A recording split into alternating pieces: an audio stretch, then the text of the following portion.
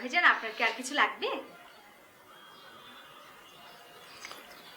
না, আমি ওরা তেমন কিছু খাই না, খেতে পারি না। তবে আমার না ওই ঘন ঘন ক্ষুধা লাগে।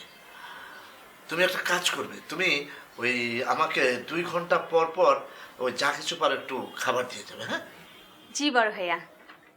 একটা কথা বলা, এই তুমি কি বিয়ে করেছো? লজ্জায় যেভাবে তোমার মাথা মাটির সাথে মিশে যাচ্ছে, তার মানে তুমি বিয়ে করো। কিন্তু কেন? বড় ভাইজান, আমি এই বাক্য আলাপ করিতে অপারগ, ইহা অভিভাবকগণদের বিষয়। আচ্ছা বলা, তোমার কি কখনো কোনো ছেলেকে ভালো লাগেনি? মানে কোনো ছেলে কি তোমাকে কখনো প্রেম নিবেদন করেনি? জি বড় ভাইজান, করিয়াছি। তুমি কি সেই প্রেমে সাড়া দিয়েছো? আমার পিতাশ্রী তাহার সাড়া দিয়াছিল। তুমি কি বর্তমানে কোনো ছেলেকে পছন্দ করো? জি না বড় ভাইজান। গুড, তাহলে তুমি আমার সংস্থার সদস্য। কোন সংস্থা বড় ভাইয়া? চিরকুমার সংস্থা। বড় ভাইয়া, আমি তো কুমারী। ওই একই কথা।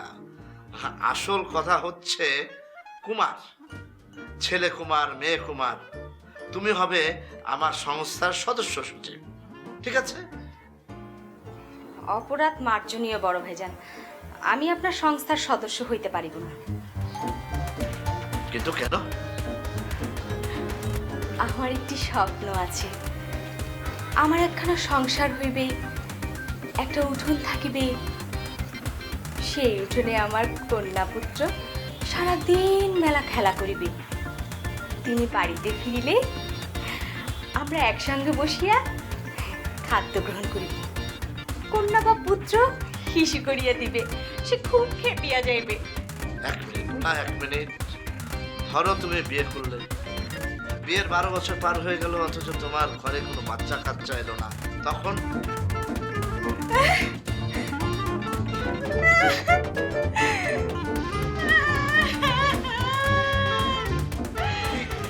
কি হচ্ছে বলা?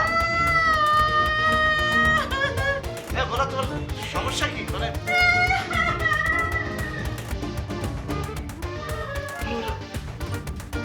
মানসিক রোগী?